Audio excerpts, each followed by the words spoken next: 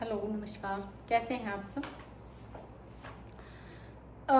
हमने last video में जो टॉपिक किया था वो इनइक्वालिटी से रिलेटेड किया था कि टेक्स्ट बुक में किस तरीके से हैं। उसी कॉन्टेक्स्ट में डिफरेंट टॉपिक्स जो हैं जो आपको करवा रही हूँ। ये लास्ट ईयर जो है इक्विटी एंड इक्वालिटी के बीच में डिफरेंस का क्वेश्चन आया हुआ था, मे बी पॉसिबल 4 नंबर में आए, तो ये हम टॉपिक करेंगे।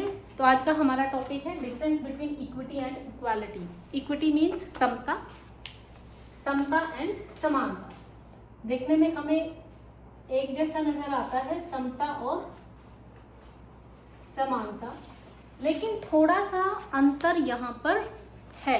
लग रहा है कि एक ही तो बात है, पर एक बात होते हुए भी उसमें कुछ अंतर है। तो अंतर करने से पहले हम मीनिंग कर लेते हैं क्या है। तो पहले हम मीनिंग करते हैं इक्वालिटी का मीनिंग। सबसे पहले इक्वालिटी हमें पता है क्या होती है इक्वालिटी। तो अगर हम इक्वालिटी की बात करते हैं, आपने फंडामेंटल राइट्स में इक्वालिटी का मीनिंग किया होगा that equality refers to equality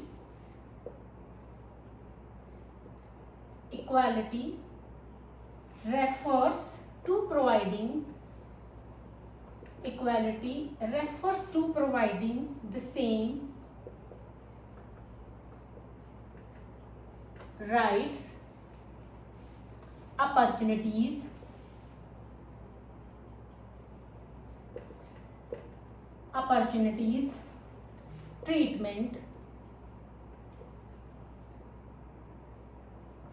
treatment and respect to all individuals regardless of their differences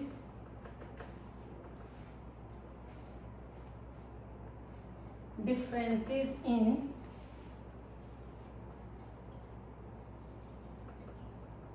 backgrounds, gender, caste, class, colour etcetera. ये आपने फंडामेंटल जब राइट्स किए थे तो वहाँ पे आपने हमारे पास एक समानता का अधिकार है, वहाँ पर हमने इसका पढ़ा था। यानी कि समानता से अभिप्राय है कि किसी भी व्यक्ति के साथ किसी भी प्रकार का रंग, जाति, धर्म, किसी भी आधार पर कोई भी भेदभाव नहीं किया जाएगा। सबको समान अवसर, अधिकार और सम्मान प्राप्त होगा। ठीक है, तो ये मीनिंग है इक्वालिटी का। ये आपने लिखना है। जब भी आपसे डिफरेंस पूछा जाएगा तो सबसे पहले आप क्या करेंगे, आप इनके मीनिंग बताएंगे और उसके बाद ही डिफरेंस स्टार्ट करेंगे। Now the concept of equity. अब इक्विटी का मीनिंग देख लेते हैं। इक्विटी और इक्वालिटी में क्या अंतर है। इक्विटी, तो इक्विटी क्या है। Equity refers to fairness and justice. Equity refers to fairness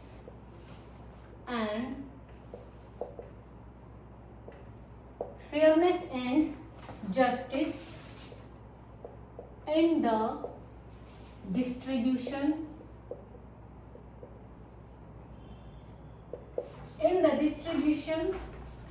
of resources,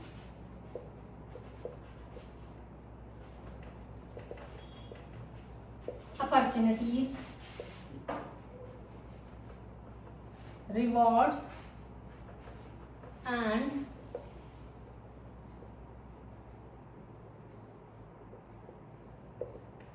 responsibilities considering individual needs, efforts and circumstances rather than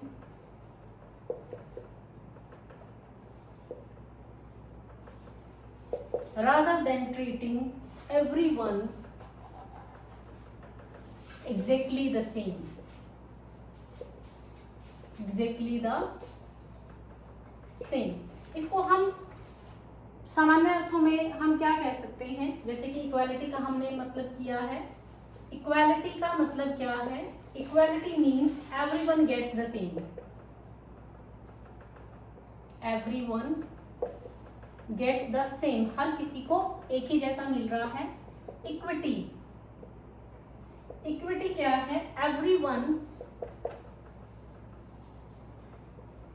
everyone gets what they need, what they need। तो अगर हम अर्थ के संदर्भ में जाएं, equity refers to fairness and justice. जो समता है वो फेयरनेस और जस्टिस, नैतिकता के सिद्धांत पर कार्य करती है। ये कहती है कि सबको एक जैसा, जैसे कि हम इसको एक उदाहरण के माध्यम से समझ सकते हैं कि एक घर में कुछ लोग हैं जिसमें बूढ़े भी हैं, बहुत छोटे बच्चे भी हैं, महिलाएं भी हैं और जवान नौजवान हैं जो बाहर जाकर बहुत सारा काम करते हैं। तो आपको जब खाना डिस्ट्रीब्यूशन की बात आती है, आपके पास लिमिटेड खाना है, तो अब खाना इक्वालिटी क्या कहती है? मान लिया आपके पास रोटी है तो सबको आप दो, उतनी रोटियां हैं कि आप सबको दो दो रोटी दे दें, ठीक है। आपने बूढ़े को भी 2 रोटी दी है, छोटा बच्चा, दूध पीता बच्चा, उसको भी 2 रोटी दे दी, महिलाओं को भी 2 रोटी दे दी, और वो नौजवान नवयुवक जो बाहर जाकर बहुत फिजिकल वर्क कर रहा है उसको भी 2 रोटी दी। इक्विटी क्या कहती है कि आपके पास रोटी है, दूध पीने वाले बच्चे को 2 रोटी की जरूरत नहीं है, उसको नहीं दो, उसको क्या नहीं है? नीड नहीं है, ठीक है। बहुत छोटा बच्चा है जो खाना खाता है लेकिन उसका 1 रोटी से काम चल जाएगा तो उसको भी 2 रोटी की जरूरत नहीं है। वो नौजवान व्यक्ति जो बाहर जाकर कार्य कर रहा है या महिलाएं घर में कार्य कर रही हैं या बाकी बड़े लोग हैं, उनको थोड़ी ज़्यादा की ज़रूरत है तो उनको ज़्यादा दे दिया जाए। तो ये नीड, यानी कि जिसको जैसी ज़रूरत है, जिसमें जितनी काबिलियत है, जिसके जैसे सर्कमस्टांसेस हैं, उसी के आधार पर इक्विटी जो है वो कार्य करती है। इस संदर्भ में आप देखते हो कि बहुत सारी रिजर्वेशंस जो हैं वो लागू हैं, जैसे कि ट्रेन में आप सब सफ़र करते हैं तो वहाँ पर देखते हैं कि महिला डब्बा होता है। आप देखते हैं कि बसेस में जो वो बनते हैं, पासिस बनते हैं, they are free for the girls not for the boys. Why? वो सर्कमस्टांसेस पर हैं कि अगर लड़कियों से किराया भी वसूला जाएगा तो शायद उनके परिवार वाले उनको पढ़ाएं ना, क्योंकि भाई एक और खर्चा करेंगे हम, फीस भी हम देंगे, पढ़ाई लिखाई का खर्चा, अब आने जाने का किराया भी देना पड़ रहा है, तो वो एक लायबिलिटी है ना उनके लिए। लड़का एसेट है तो वो उसके ऊपर खर्च कर देते हैं, उसका आने जाने का किराया दे देते हैं, तो शायद लड़कियों को ना दिया जाए। फिर सेफ्टी, ट्रेन के डब्बे के अंदर रिजर्वेशन है, महिला डब्बा होता है, तो बहुत सारे, देखो इसके प्रोज एंड कॉन्स, बहुत सारी चीज़ें हैं। बहुत सारे लोग बोल सकते हैं कि नहीं चाहिए, लेकिन कुछ लोगों के सर्कमस्टांसेस ऐसे हो सकते हैं कि अगर वो चीज़ अवेलेबल ना हो तो शायद वो आगे बढ़ ही ना पाए। तो इक्विटी क्या कहती है? इक्विटी जस्टिस के सिद्धांत पर कार्य करती है, फेयरनेस के सिद्धांत पर कार्य करती है। इन किस पर? In the distribution of resources, opportunities, rewards and responsibilities. इनके डिस्ट्रीब्यूशन करते टाइम वो क्या क्या ध्यान रखती है कि व्यक्ति की जरूरत क्या है, कितने वो प्रयास कर सकता है, क्या उसकी परिस्थितियां रही हैं, rather than treating everyone exactly the same.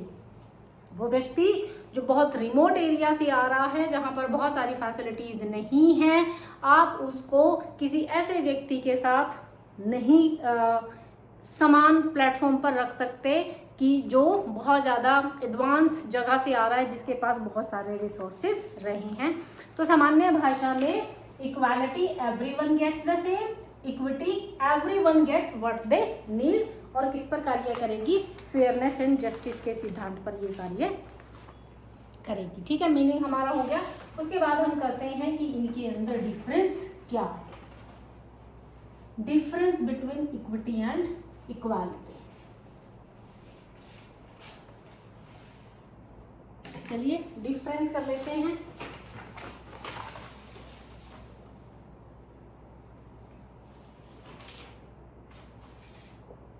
Equality,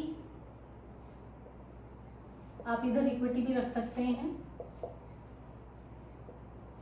equity, इनके बीच में अंतर क्या है?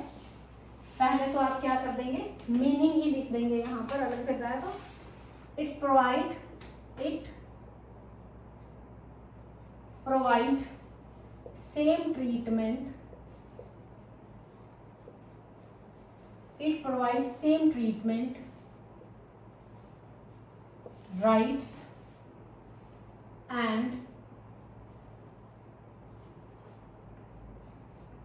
opportunities to everyone। वही मीनिंग वाली बात हो गई। it provides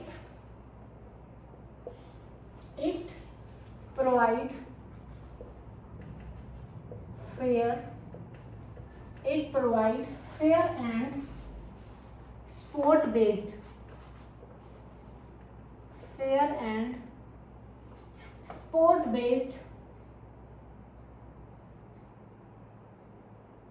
on individual needs and circumstances meaning आ गया, ठीक है। ये क्या है, इट प्रोवाइड सेम ट्रीटमेंट, ये सबको सेम ट्रीटमेंट देती है, और ये क्या करती है, फेयर और जस्टिस के सिद्धांत पर कार्य करती है और उनकी जरूरतों और परिस्थितियों के आधार पर ही डिस्ट्रीब्यूशन करती है, सपोर्ट प्रोवाइड करती है। It focus on uniformity and sameness, it focus on uniformity आएगी ना, आप सबको सेम कर रहे हैं, सेम चीज दे रहे हैं, यूनिफॉर्मिटी एंड सेमनेस, एक जैसा। It focus on justice and fairness, it focus on justice and fairness. देखो जो मैंने आपको रोटी वाला एग्जाम्पल दिया, उसको अगर हम यहाँ पर देखें तो यूनिफॉर्मिटी एंड सेमनेस है, हमारे पास खाना था तो हमने 2-2 रोटी सबको दे दी, ठीक है, लेकिन जस्टिस नहीं हुआ उस नौजवान नवयुवक के साथ जिसको ज़्यादा खाने की ज़रूरत थी, क्योंकि वो बाहर जाकर परिवार के सदस्यों के लिए कमाई करके ला रहा है, और तो उसके साथ जस्टिस नहीं हुआ, फेयरनेस नहीं हुई। तो अगर हम वहाँ पर उसकी ज़रूरत के हिसाब से उसे ज़्यादा दे देंगे तो क्या हो जाएगा, यहाँ पर फेयरनेस एंड जस्टिस हो जाएगा। It is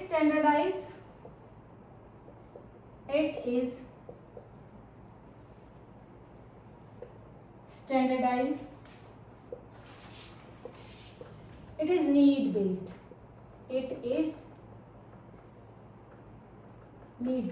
ये क्या है, ये स्टैंडर्डाइज है कि एक मानक पर कार्य कर रही है कि ये स्टैंडर्ड है, इससे नीचे हम नहीं जाएंगे। इट इज नीड बेस्ड, ये क्या कहता है, ये किस पर आधारित है, ये आवश्यकता के सिद्धांत पर कार्य करती है, परिस्थितियों के सिद्धांत पर कार्य करती है। Next one, it treats everyone alike, it regardless of differences,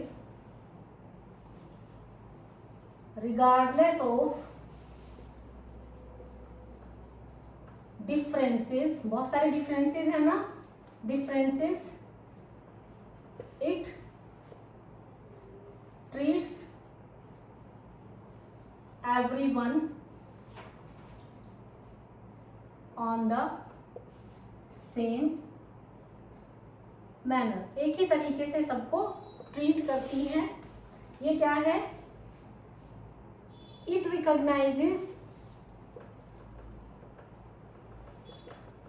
recognises individual differences, ये जो व्यक्तिक विभिन्नता है उसको भी रिकॉग्नाइज करती है, उसको भी समझती है, and response accordingly.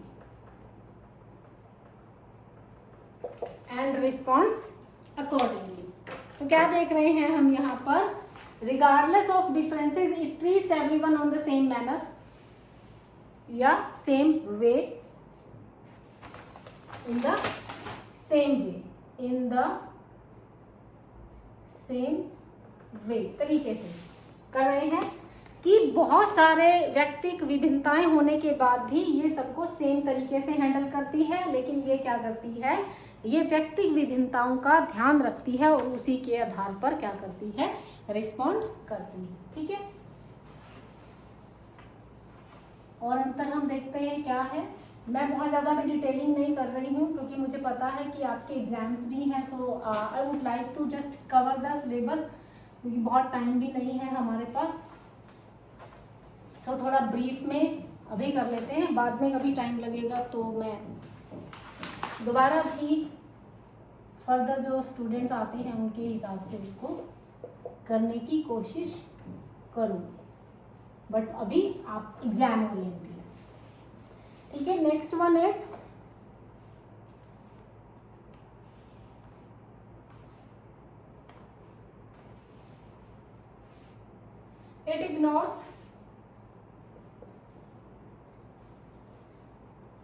it ignores social,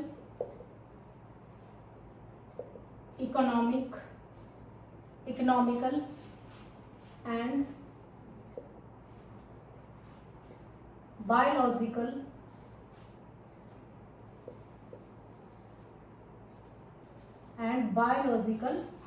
differences. It acknowledges and address the differences. It acknowledges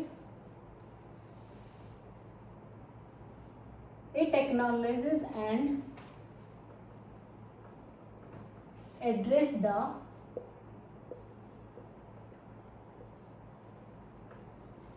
differences.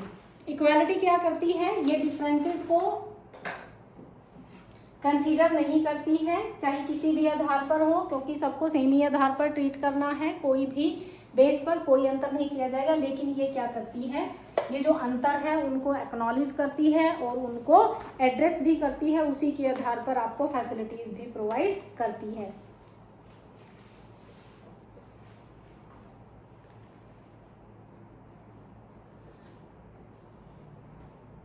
In this,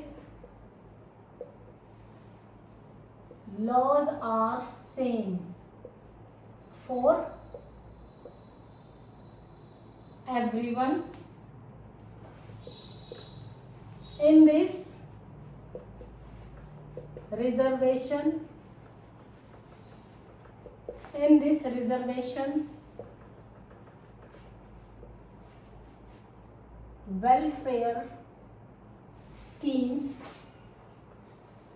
welfare schemes are framed, जिसकी मैंने बात करी थी कि रिजर्वेशन और बाकी वेलफेयर स्कीम्स क्यों लागू की जाती हैं, क्योंकि नीड बेस्ड हैं, उनके सर्कमस्टांसेस अलग रहे हैं। It may lead to frustration,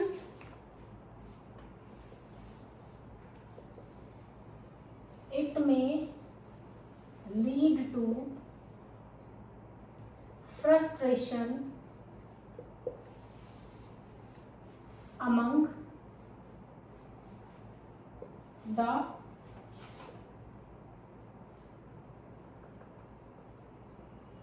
disadvantaged group. Frustrated हो सकता है क्योंकि उनकी नीड्स मेट नहीं हुई है, उन्हें अलग उनके रिसोर्सेज, उनके पास ऐसी अपॉर्चुनिटीज़ नहीं थी और इक्वालिटी के बेस पर वो वहाँ पर compete नहीं कर पाए, तो वो क्या हो जाएंगे, फ्रस्ट्रेटेड हो जाएंगे। और ये क्या करेगी, it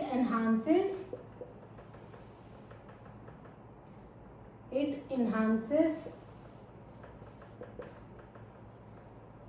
motivation and self-esteem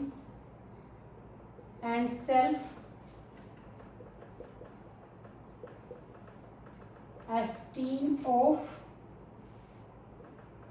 the individuals,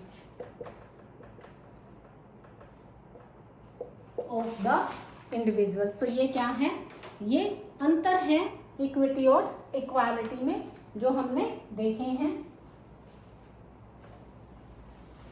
उसके बाद आपको कंक्लूजन भी लिखना है यहाँ पर, तो कंक्लूजन में आप क्या लिखेंगे, सबसे पहले मीनिंग लिखेंगे, उसके बाद डिफरेंस लिखेंगे एंड देन आप कंक्लूजन लिखेंगे।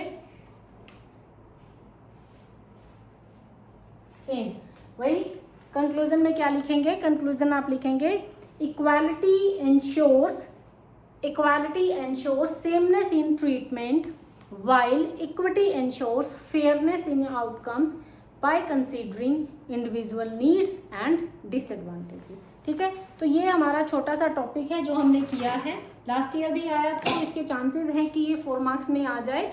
इसी से रिलेटेड टॉपिक है साइकोलॉजिकल एंड सोशियोलॉजिकल पर्सपेक्टिव वाला, वो भी मैं आपको कराऊंगी। I will try to complete the syllabus most probably, वो तो जो खास तौर से इम्पॉर्टेंट वन है, ताकि आपकी हेल्प हो जाए। फिर आपको कहीं भी किसी भी पॉइंट में कोई भी दिक्कत है, कोई भी समझ नहीं आता आपको, तो वो आप मेरे से पूछ सकते हैं। हिंदी में मैंने आपको साथ साथ बताया है, फिर भी अगर कहीं प्रॉब्लम है, आपको लिखने में प्रॉब्लम आएगी एग्जाम में, तो आप मुझे बता सकते हैं। Okay, thank you.